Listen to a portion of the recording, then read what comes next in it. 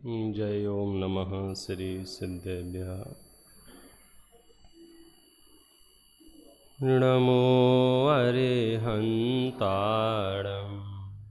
नमो सिद्धाणं नमो आयर्याणं नमो उवज्झायाणं नमो लोये सवसाहूणम्।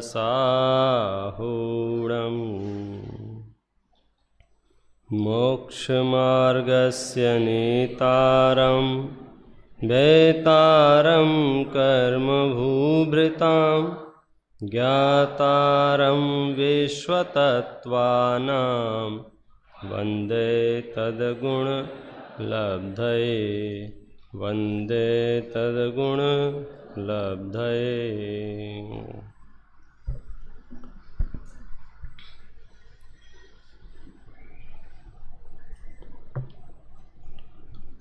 हम और आप सब महाभाग्यशाली हैं जिन शासन की छत्र छाया में अपना जीवन निर्माण करने का प्रयास कर रहे हैं और जीवन निर्माण का जो मूलभूत हेतु है वर्तमान में वह है श्रुत का सानिध्य।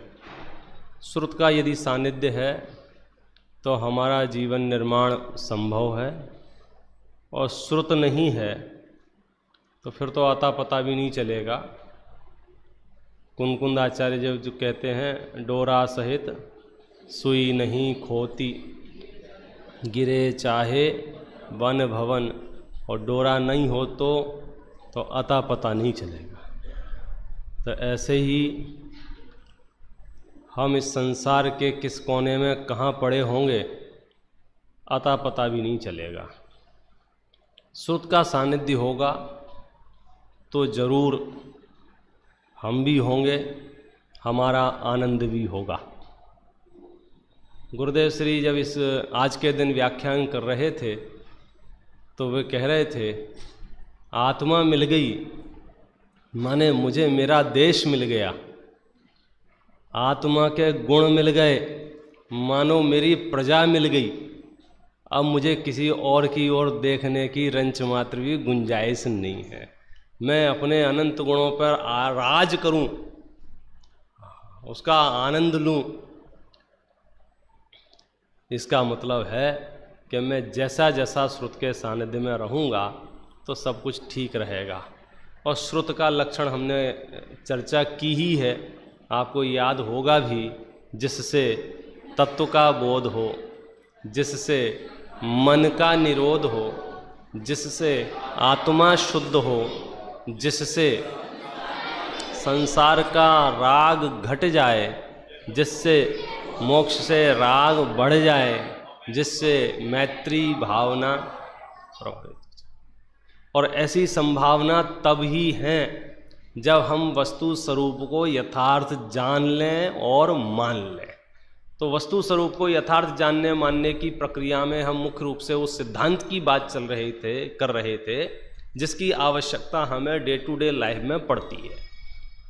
और एक सिद्धांत है कि इस जगत में जो कुछ भी हो रहा है वो यह कर कौन रहा है, उसका कारण कौन है। कि वो जो कल तक हमारे साथ उठ रहे थे, बैठ रहे थे, चल रहे थे, फिर रहे थे, घूम रहे थे, आज नहीं है। कौन ले गया उनको, कहाँ चले गए। जो आ गया वो क्यों आ गया, कोई रोगी है, निरोगी है, स्वस्थ है, हजार प्रश्न हैं। उन हजार प्रश्नों का क्या उत्तर दिया। सर्वं सदैव नियतम भवति स्वकीय कर्मोदयान मरण जीवित दुख सौख्यम अज्ञान में तदिह यत्तु परः परस्य कुर्यात् पुमान मरण जीवित दुख सौख्यम। तो एक हमारी भाव भूमिका बन गई कि अब हम एक स्टेप तो निश्चिंत हो गए। तो फिर भी बात आई कि नहीं साहब ये संसार तो है ही ना, स्वर्ग मोक्ष तो है ही ना, जीव डंडे खा ही रहा है ना, त्रेंच गति में परेशान, भूखों प्यासों बद बंधन आदि दुख सहे, तकलीफ तो है ना। तो वो कैसे हुई, तो बोले अध्यवसान की वजह से हुई। लोगों के मरने से कोई नरक नहीं गया, लोगों के जलाने से कोई स्वर्ग नहीं गया, स्वर्ग नरक किससे गया? अध्यवसान से गया।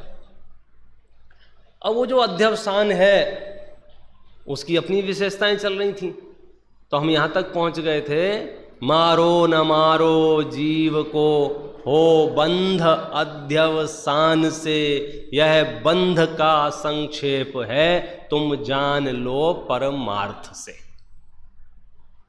तुम मारो या नहीं मारो, इससे बंध नहीं है। बंध किससे है?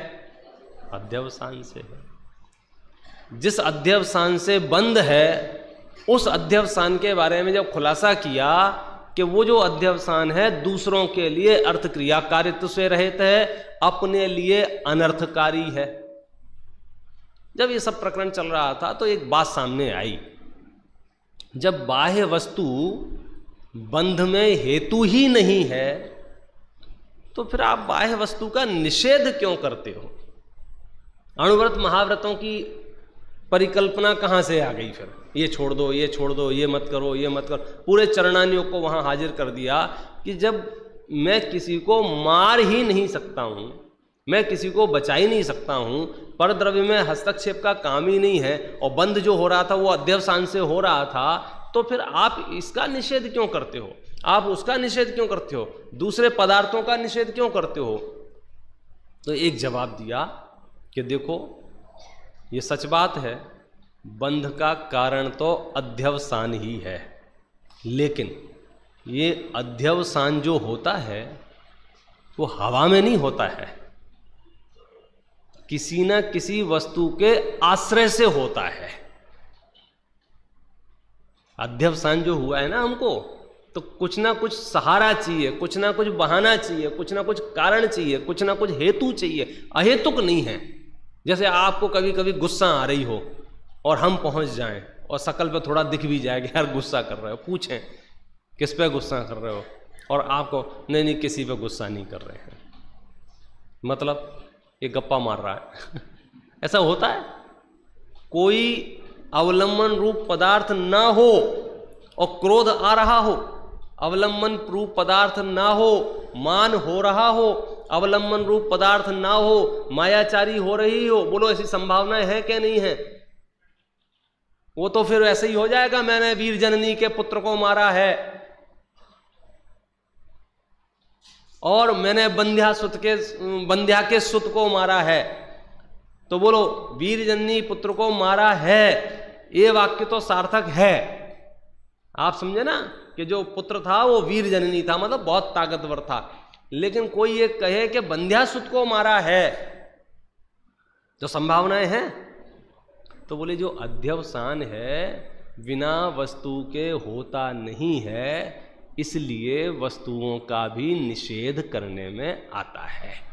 यद्यपि वे वस्तुएं बंध का कारण नहीं है, तथापि ये अध्यवसान जो है उनके अवलंबन से होता है, तो यथायोग्य व्यवहार चलता है। फिर बात ये आई कि आप तो ये बताओ, ये जो बंध हुआ है वो कैसे हुआ है? तो सामान्य कथन क्या है कि मेरे पैर के नीचे कोई जीव आया और मरण को प्राप्त हो गया, तो बोलो मुझे बंध होगा क्या? नहीं होगा।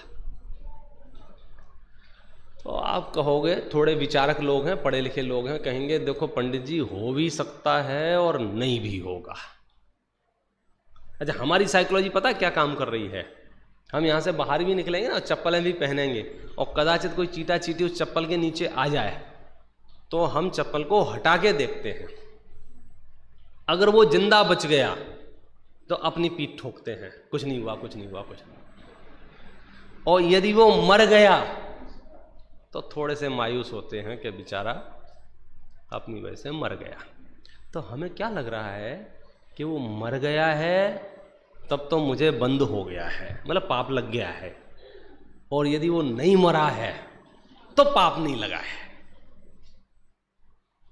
बारी की बात यह है, तुम ये बताओ कि तुम मुंह उठा के चल रहे थे और तुमने पैर रखा और उस चप्पल में जो गड्ढे गड्ढे थे उसकी वहां समझो आ गया और वो नहीं मरा, तुम्हें मारने का पाप लगेगा कि नहीं लगेगा? क्यों? मरण तो नहीं हुआ है।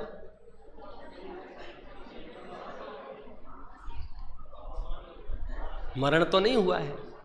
और महामुनिराज ईर्या समिति से गमन करते हुए जा रहे हैं। कोई काल प्रेरित जीव, काल प्रेरित माने जिसकी आयु ही आ गई है, उड़ता हुआ उनके चरणों में आ जाए और मर जाए। क्या हो जाए? मर जाए। बोलो उन्हें बंद होगा क्या नहीं होगा? क्यों? मर गया। हिंसा किसको कहा है? 10 प्राणों के व्यपरोपण को ही तो हिंसा कहा है। तो 10 प्राणों का घात तो यहां हो गया। तो यहां समय सार में कहते हैं कि मरण को बंध का कारण मानना हेत्वाभास है। क्या है? क्या बोला? क्या बोला? क्या कहा? क्या कहा? हेतु नहीं, हेत्वाभास। हेतु प्लस आभास दोनों मिल गए। आभास तो यहां बैठा है और हेतु हुई कोई होम हुआ, तो उन दोनों को मिला दो तो मिल के क्या हो जाते हैं? ऊ का त्व हो गया। आप समझ गए ना? अब ये संधि बंदी नहीं पढ़ा रहा हूं अभी। दो को मिलाया तो हेत्वाभास शब्द बन गया। क्या शब्द बन गया? हेत्वाभास। हेत्वाभास समझते हो? अरे हेत्वाभास बाद में समझना। हेतु समझते हो? हेतु माने कारण।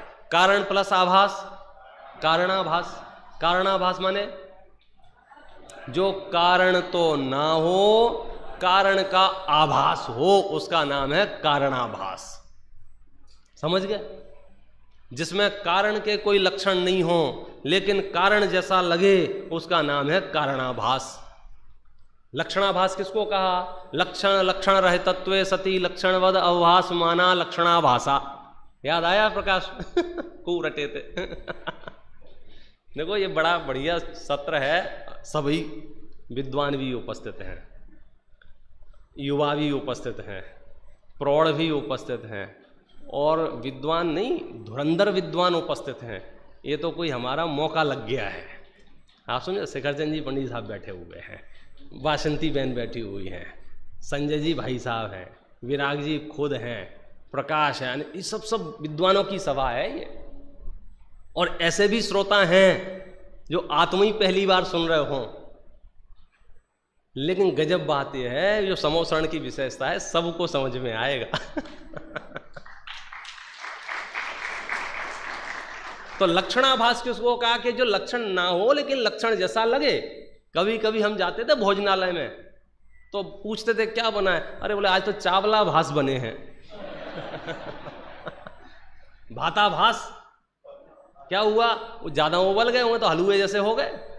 तो फिर वो आप समझ गए? तो बोले लग तो है ही चावल। बोले चावल नहीं, चावलाभास है ये। हेतु प्लस आभास, कारण प्लस आभास, ये क्या है? कारणाभास। तो कारण अलग चीज है, कारणाभास अलग चीज है। यहां चूंकि शब्द हेतु प्रयोग किया है तो अपन हेतु बोलो। हेतु अलग चीज है और हेत्वाभास अलग चीज है।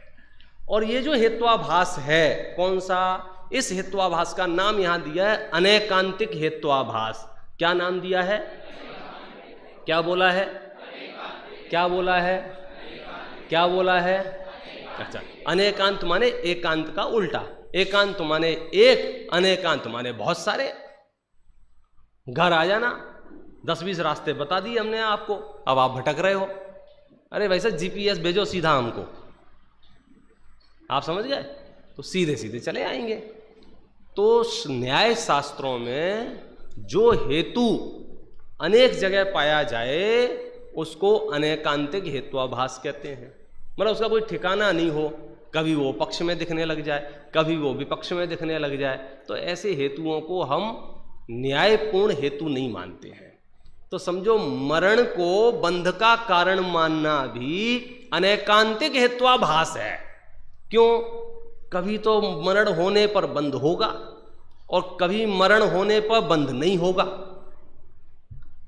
तो फिर हमको तो सटीक हेतु बताओ। तो बोले सटीक हेतु तो अध्यवसान है। फिर वो गाथा ने जन्म लिया, मारो न मारो जीव को हो बंध अध्यवसान हेतु है। और किसी का मरण, उसको अगर बंध में कारण मानेंगे वो क्या है? वो हेत्वाभास है। मुख्यतः इस बात की नहीं है कि वो मरा के बच गया।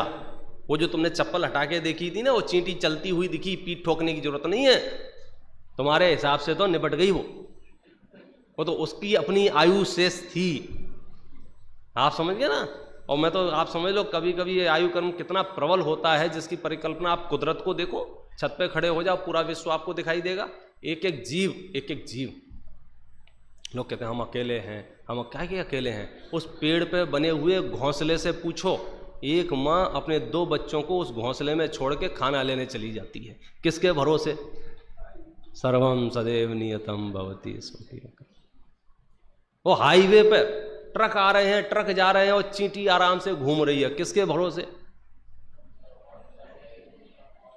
तुम भयभीत हो रहे हो, अलमारियां भरी पड़ी हैं, बैंक में पैसा पड़ा है, कार्ड प्लास्टिक का लेके घूम रहे हो जेब में, जब चाहो जितने निकालो, तुम्हारे है नहीं तो भी निकाल लो।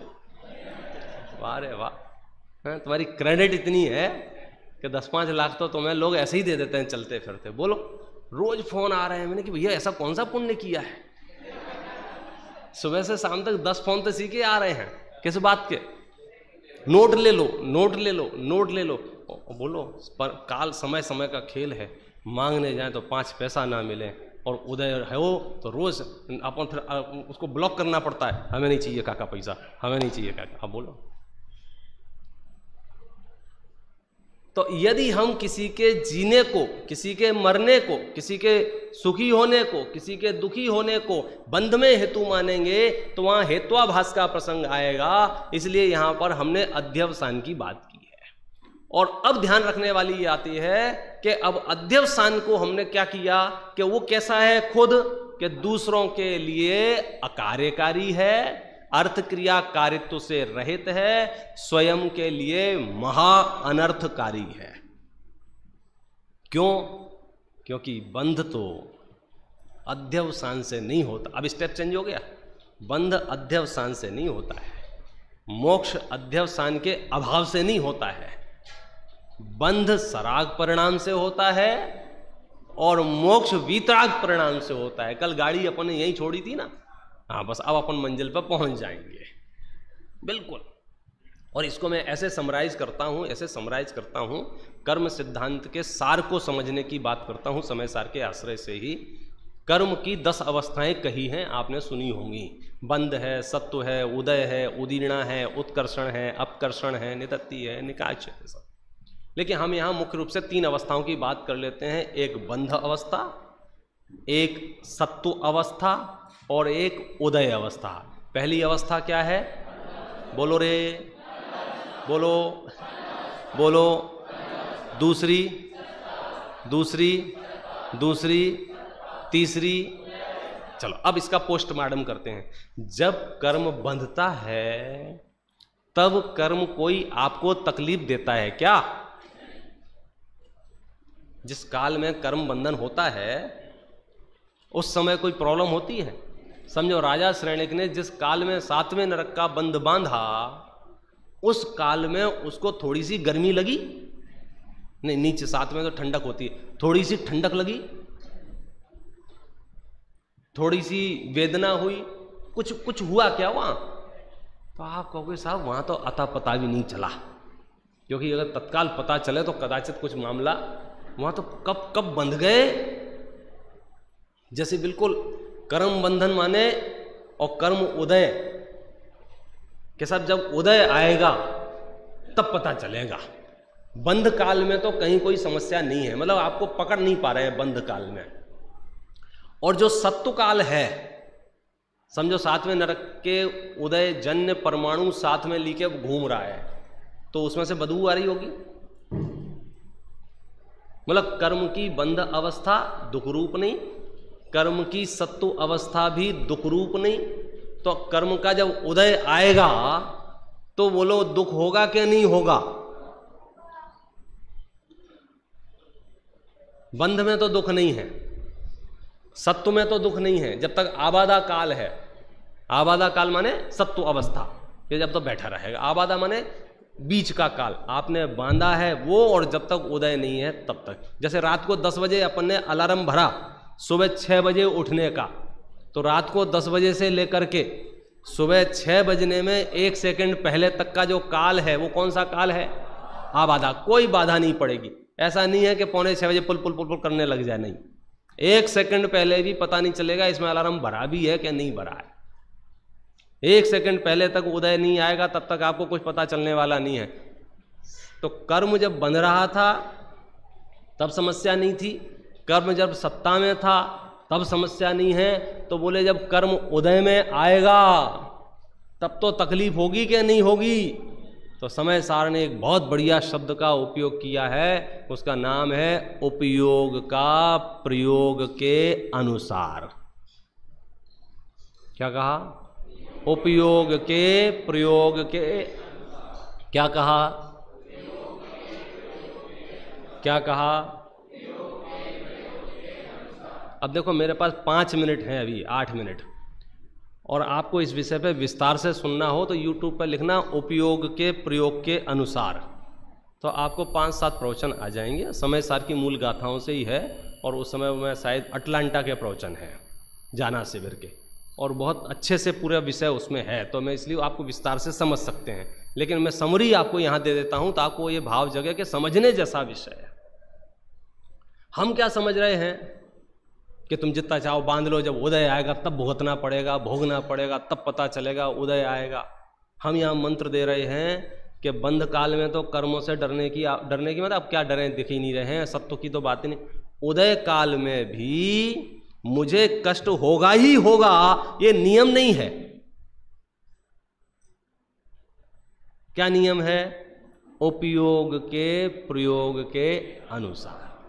देखो उदाहरण तो शास्त्र में जो दिया है वो ये दिया है, जैसे किसी का बाल विवाह हो गया, उदाहरण दिया है, बाल विवाह हो गया कम उम्र में, तो कम उम्र में जो बाल विवाह हो गया है, तो बाल विवाह जो हुआ है, बोलो अभी वर्तमान में वो स्त्री भोगी जा सकती है कि नहीं भोगी जा सकती है? तो बोले नहीं भोगी जा सकती है, भोगने योग्य नहीं है। 2 साल की 3 साल की उम्र में विवाह हो जाते थे, बोले भोगने योग्य नहीं है। तो कब होगा ये? कि जब वो यौवन अवस्था को प्राप्त होगी तब वो स्त्री भोगी जा सकती है। चलो अगला प्रश्न उत्पन्न किया कि जब वो यौवन अवस्था को प्राप्त हो जाएगी तब वो स्त्री भोगी जाएगी कि नहीं भोगी जाएगी? जा सकती है, नहीं भोगी जाएगी कि नहीं भोगी जाएगी? तो जवाब है पुरुष के राग भाव के अनुसार।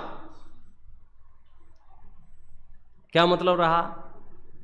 जब विवाह हुआ है उस काल में तो अभोग्य है, जब उसकी सत्ता में है तब भी वो अभोग्य है, जब यौवन अवस्था को प्राप्त होगी तब भी भोगी जाएगी कि नहीं भोगी जाएगी? पुरुष के राग भाव के अनुसार। तो मैंने जो बंध बांधा है आज तो मैं उसे भोग नहीं सकता, एग्रीमेंट बस हुआ है। जब वो सत्ता में है तब भी मैं उसको नहीं भोग सकता हूं, लेकिन जब कर्म विपाक रूप से उदय में आएगा, जब वो फल देगा, तब तो कर्मों को भोगना पड़ेगा कि नहीं भोगना पड़ेगा? बोले उपयोग के प्रयोग के अनुसार। ये समय सार का वो अमृत रहस्य है, गांठ बांध लो। हम कहां फंस गए हैं? हमको क्या कॉन्सेप्ट, मतलब देखा देखी बन जाता है। हमने लग रहा है कि दुकान में आग लगेगी तो मुंह लटकाना पड़ेगा, परिवार बिखरेगा तो मुंह लटका के बैठना, घर में गमी हो जाती है, कोई मिलने वाला आता है। तो मैंने वो दृश्य देखते थे, एक बार नानी के यहाँ गया था, कोई निपट गया होगा, तो वहाँ गए थे सब, और 2-4 दिन बाद माहौल ठीक हो जाता, सब खाना वाना खा रहे थे, अच्छा भोजन चालू था, और अचानक से कोई दूर से रोती हुई आवाज़ आई। वो पहले जिम्मेदारी थी कि पहले से रोना शुरू करो, ताकि एक तरह की वो अलार्म था कि पता चल जाए कोई आ रहा है। तो जैसे ही रोने की आवाज़ आई, सबने थालियाँ पीछे रख दी, और ये भी रोने लग गए। अब उन बच्चे समझ में नहीं आ रहा, अब खाएं कि रोएं। तो हमने अपनी प्लेट उठाई, चले गए, तुम जाना तुम्हारा। और वो 5-7 मिनट वो कार्यक्रम चला, और जो मिलने आए थे वो चले गए, फिर थाली निकाल लियो, फिर खाने लगे। क्या हुआ आपको पता चला? मतलब ये जो दृश्य हैं, तो हम ये कॉन्सेप्ट अपने दिमाग से निकाल दें कि अगर मेरे पाप का उदय आया है तो मुझे मुंह लटका के घूमना पड़ेगा। पाप का उदय अलग है और मुंह लटकाने की प्रक्रिया अलग है। मुंह लटकाना माने वर्तमान परिणामों में मलिनता, और पाप का उदय माने पूर्व में कभी कोई मलिन परिणाम किए थे उसका फल। तो पाप के उदय में रोना ही रोना पड़ता है ऐसा जरूरी नहीं है, वो निर्भर करता है कि आए हुए उदय को मैं चाहूं तो भोगूं और चाहूं तो ना भोगूं। इसका बहुत व्यवहारिक प्रयोग बताते हैं। पांचों पांडवों ने एक जैसा बंध बांधा था, मालूम है? तो जब उन्होंने बंध बांधा था उस समय तो कोई दिक्कत नहीं, जब वो कर्म सत्ता में थे तब भी कोई दिक्कत नहीं, लेकिन जब वो ध्यानस्थ हुए, जब वो तपस्या में रत थे, उस समय पांचों के कर्म उदय एक जैसा आया कि अलग अलग आया? एक के ठंडे और एक के गर्म आभूषण थे कि सबके गर्म थे? तो उदय तो एक जैसा था ना, लेकिन 3 मोक्ष में और 2 स्वर्ग में तो उदय एक जैसा होने पर भी फल अलग अलग क्यों मिला? उपयोग के प्रयोग के अनुसार। 3 के उपयोग के प्रयोग में शुद्धात्मा है, 2 के उपयोग के प्रयोग में प्रशस्त राग है। तो जैसा उपयोग का प्रयोग है फल वैसा है, उदय का फल नहीं है। आप समझना, इतना कॉन्सेप्ट समझने जैसा है कि वो जो कर्म का उदय चल रहा है ना, पाप तीव्रतम, अब इससे ज्यादा पाप का उदय क्या हो सकता है? कोई छाती पे ही होरा भूंजने लग जाए, आप समझ गए ना, सर पे सिगड़ी रख देवे, लोहे के आभूषण पहना देवे, ये तीव्रतम पाप का उदय है। ऐसे तीव्रतम पाप के उदय में भी कोई मोक्ष जा रहा है, कोई स्वर्ग जा रहा है। एक और मुनराज है जिनका नाम दीपायन मुनि है, उनको भी उपसर्ग आया, पत्थर फेंके लोगों ने, लेकिन वहां क्या मामला हुआ? अब 3 तरह के मुनराज हो गए, 3 पांडव टाइप के, 2 पांडव टाइप के और दीपायन मुनि टाइप के। उदय सबको एक जैसा, उपसर्ग उपसर्ग उपसर्ग, 3 मोक्ष में, 2 स्वर्ग में और 1 न। तो कर्मों के उदय के कारण से कोई कहीं नहीं गया, समझना बात दिमाग में ठूंस लो। क्या? कर्मों के उदय के कारण से कोई कहीं नहीं गया है। तो आप ये भूल जाओ कि मेरा वर्तमान में उदय कैसा चल रहा है, परेशानियां कितनी हैं, रोग कितने हैं, लोग सम्मान कर रहे, अपमान कर रहे, बोले इन परिस्थितियों से मेरा स्वर्ग नरक मोक्ष नहीं है। स्वर्ग नरक मोक्ष किससे है? भावों से, उपयोग के प्रयोग से। समझो अचानक से कोई गाली देने लग जाए यहां खड़े होके, ऐसा है ना, ऐसा है ना, ऐसा है, और मैं बैठ के सामायिक करने लग जाऊं, तो मेरा जो फल मिलेगा उसकी गाली के अनुसार मिलेगा कि अपने सामायिक के अनुसार मिलेगा? ये कॉन्सेप्ट जिस दिन आपको समझ में आ गया ना, दुनिया हरी भरी हो जाएगी। हमें क्या लग रहा था, ये जो प्रश्न मेरी आलोचना करता रहता है, अब तो गांठ बांध लो। अब तो हमें क्या लग रहा था, ये जो प्रश्न मेरी आलोचना करता रहता है, इससे मेरा नरक हो सकता है, क्योंकि उसने बोल दिया है तुम नरक जाओगे, तुम निगोज जाओ। जब जिसको जैसा मूड हो भेज देते हैं एक दूसरे को, सर्टिफिकेट बट रहे हैं बाजार में खूब धमाधम धमाधम, खूब जम के, कोई कुत्ता बनोगे, बिल्ली बनो, कुछ भी। यहां क्या मामला चल रहा है? उपयोग के प्रयोग के। अचानक से हालत इतनी खराब होगी, अस्पताल में एडमिट हो गए, अब करवट भी नहीं बदली जा रही, मंदिर तो जाना छोड़ो, बोलो अभी जी मर के स्वर्ग जाएगा, नरक जाएगा, कहां जाएगा? अस्पताल के नाम के अनुसार, के डॉक्टर के अनुसार, के परिवार के सदस्यों के अनुसार? उपयोग के प्रयोग के, मतलब इसका विस्तार विवेचन बहुत है, वो तो मूल गाथाएं हैं, टीकाएं हैं, लेकिन आप इसको जब रहस्य इतना तो ख्याल में आ गया ना, हमारा क्या चक्र हो रहा है, हम समझ रहे हैं उदय खराब है तो आदमी खराब है, इनका व्यापार खराब, अरे अब तो बेकार है। कई लोग तो पहले, अभी तो कम हो गई चर्चा है, पहले तो ऐसे चलता था किसी का कोई धर्मात्मा जीवों के साथ कुछ गलत हो जाए ना, क्या फायदा हुआ, इतने दिनों से वो रोज पूजा करते थे, स्वाध्याय करते थे, संयम। अब बताओ, न धंधा बचा है, न शरीर बचा है, अब तो कोई समाज में उन्हें पूछ ही नहीं रहा है। अच्छा मैं पूछ रहा हूँ, समाज अगर उन्हें नहीं पूछ रही है तो मर के नरक जाएंगे? बोलो, उपयोग के प्रयोग। अच्छा जिन्हें समाज पूछ रही है वे स्वर्ग जाएंगे? बोलो, जिनके करोड़ों फॉलोअर हैं, आप समझे ना, अरबों की संपत्ति जिनके पास है, वे भी जेल की सीखों के पीछे रह सकते हैं कि नहीं रह सकते हैं? कौन ले गया उनको? उपयोग का प्रयोग। पब्लिक नहीं बचा सकती है। तो हम हर परिस्थिति में अपने आत्म केंद्रित चिंतन करके हैप्पीनेस को हम खुद जनरेट करेंगे। आनंद हमारे अंदर से आएगा, बाहर से नहीं आएगा, और वो आनंद आएगा उपयोग के प्रयोग के अनुसार। तुम्हारे आसपास क्या चल रहा है, तुम्हारे साथ कौन सदव्यवहार कर रहा है, कौन दुर्व्यवहार कर रहा है, इससे नहीं होगा। तुम कितने दुखी हो, कि लोग कितना कोसते हैं, नहीं बोले, हम जितना उस बात पे अपने उपयोग को लगाते हैं। तो वो जो परेशानी थी कौन सी, परिवार की, समाज की, देश की। देखो शास्त्र पढ़ो एक बार गंभीरता से, कल्पकाल पढ़ो, उत्सर्पणी अवसर्पणी करो, हर बार ये माहौल बनता है, हर बार ये माहौल बिगड़ता है। आज परिस्थितियां खराब हैं, पहले अच्छी थीं, आज अच्छी हैं, मगर ये कुछ नहीं है। कुल मिला के आप पंच परावर्तन करते हुए यहाँ तक पहुँच गए हो, देवसा गुरु मिल गए हैं। पूरी दुनिया को भूलकर एक सूत्रीय कार्यक्रम करो जिसका नाम है सम्यक दर्शन, सम्यक दर्शन, सम्यक दर्शन। भूधर दास जी ने बात एकदम साफ बात लिखी है। भूधर दास जी ने प्रश्न उत्पन्न किया है बड़ी सरल भाषा में।